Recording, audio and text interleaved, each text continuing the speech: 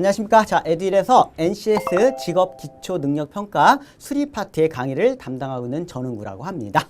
자, 여러분들 알다시피 NCS는 직업기초능력평가하고 직무수행능력평가 이렇게 둘로 나뉘는데요. 쉽게 얘기하면 직무수행능력평가는 그러니까 그 전공시험이라고 보시면 돼요. 그래서 출제되는 기업도 있고 출제되지 않는 기업도 있습니다. 그러나 직업기초능력평가는 공기업은 모든 기업에서 다 출제가 된다. 이렇게 보시면 되거든요.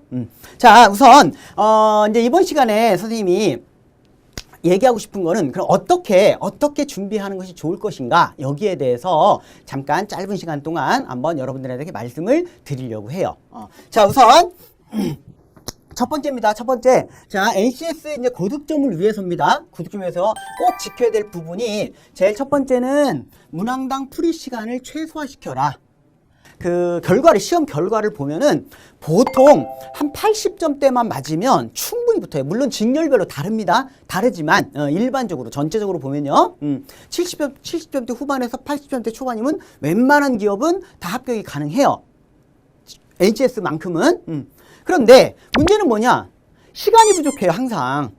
그래서 준비가 철저히 되지 못한 학생들 같은 경우는 시간 부족 때문에 만일에 뭐 60문항이 출제가 됐다. 그럼 나중에 뒤에는 한 20문항을 못 풀었어요. 못 풀었는데 자 5분 남았습니다 이래요. 그럼 끝난 거죠. 그런 경우가 허다합니다. 그래서 문항당 문제 풀이 시간을 최소화시키는 게 대단히 중요하다. 두 번째는 같은 맥락입니다. 같은 맥락에서 버릴 문제는 과감하게 버려라. 버릴 줄 알아야 된다. 이게 그 사람이 심리적으로 그래요. 내가 문제를 딱 봤는데 이게 곧 풀릴 것 같아. 근데 막상 풀어보니까 잘 안 풀려요. 그럼 또 다시 또 해봅니다. 그러다 보면 본인도 모르는 사이에 한 문제 가지고 5분씩 막 이렇게 소모할 수가 있어요. 그럼 그 문제로 인해서 자칫 잘못하면 내가 5문제를 버려야 됩니다. 내가 풀 수 있는 거를. 그런 현상이 벌어질 수 있기 때문에 딱 봐서 한 번에 해결이 안 되면 일단 건너뛰어야 돼요. 그래서 이거는 문제 풀는 시간이 많이 걸리겠다. 그런 것들은 과감하게 버릴 줄도 알아야 됩니다. 내가 90점을 맞고 합격을 하나 80점을 맞고 합격을 하나 똑같은 합격입니다. 그래서 버릴 문제는 과감히 버려야 한다. 세 번째는 이제 한 문제를 풀더라도 제대로 풀자. 이거는 무슨 얘기냐면요. 그 의외로 이게 시간이 촉박하다 보니까 우리가 실수를 하는 경우가 많아요. 쉬운 문제야. 그리고 누구나 풀 수 있는 문제고요. 짧은 시간에 풀 수 있는 문제인데 우리가 착각해서 실수하는 경우가 가끔 있어요. 그래서 그런 것도 좀 줄이자 그 얘기예요. 그건 연습이 좀 돼야 됩니다. 그래서 실수를 줄임으로 인해서 한 문제라도 내가 풀 수 있는 문제는 제대로 풀어내자. 이런 부분이고요. 그 다음에 이제 사실 이런 부분들은 지금 내가 이야기한 부분들은요 그냥 좀 약간 피상적인 부분들이고 이제 중요한 거는 그럼 내가 현재 상황에서 내가 어떤 식으로 공부를 하는 것이 좋겠습니까? 이 부분이거든요. 시험이 얼마 안 남았어요. 예를 들어서 한두 달밖에 안 남았어. 근데 이제 막 NCS를 처음 시작하려고 그래. 그러면 사실 쉽지는 않습니다.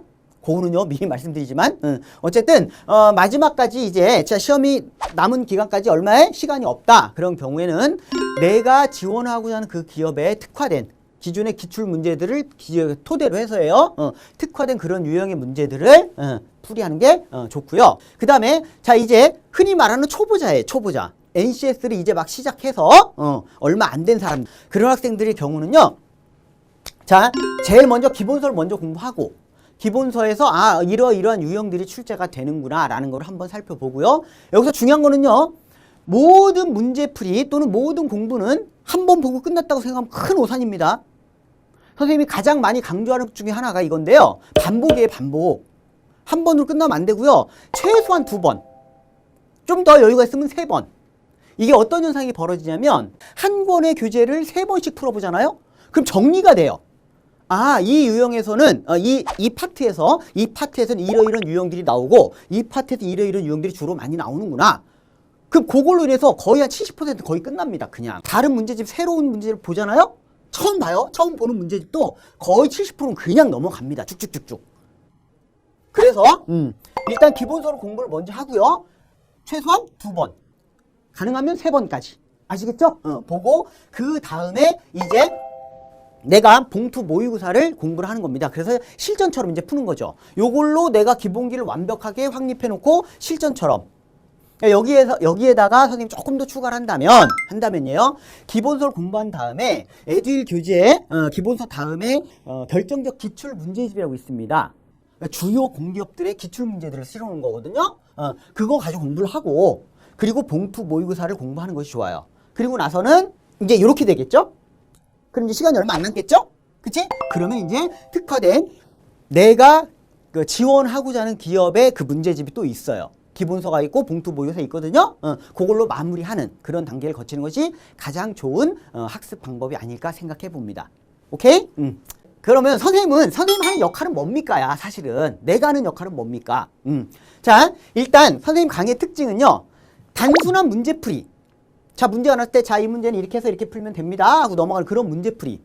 그거는 의미 없어요. 단순한 문제풀이는 필요 없고요. 중요한 건 뭐냐면 얼마나 빨리 풀 수 있습니까? 핵심, 스피드거든요. 그럼 선생님 강의의 특징은 뭐냐? 스피드를 높이는 거예요. 결론은. 한마디로 요약하면 스피드를 높이는 겁니다. 근데 그걸 조금 더 세부적으로 보면 자, 문제를 보자마자 풀이법을 떠올릴 수 있는 연상풀이법. 뭔가를 연상해서 풀이하는 거. 이거 대표적인 게 특히 응용수리 쪽에서야. 응용수리입니다. 응용수리 쪽에서 여러분들이 볼 때는 이 문제랑 달라요. 근데 내가 볼 때는 똑같아요. 그 대표적인 예가 실제 기출문제 중에서 쇠고기의 등급을 1등급부터 6등급으로 나누는데 이런 문제가 있어요. 그런 문제 있습니다. 그런 문제 있는데 그거를 1등급에서 6등급이야? 그럼 주사위에서 1에서 6으로 놓으면 되네? 예를 들면 그런 연상풀이법. 그럼 익숙해지잖아요. 내가. 새로운 문제도. 그런 거. 그다음 두 번째는 유형별로. 이런 유형은 이렇게 접근하고 이런 유형은 이렇게 접근하고 특히 응용수리 쪽에서 그런 게 상당히 많습니다. 응용수리에서요. 유형별로 문제 접근법 요거를 정리해 줄 거고요. 핵심은 이거예요. 이거. 이제 중간중간에 모든 문제가 다 가능하진 않아요. 모든 문제가 다 되는 건 아니에요. 그러나 많은 문제가 조금만 돌려서 생각하면 답을 금방 찾아내요. 답이 금방 쑥 하고 튀어나와요. 그런 스킬, 기술을 선생님이 강의를 한다 그 얘기입니다.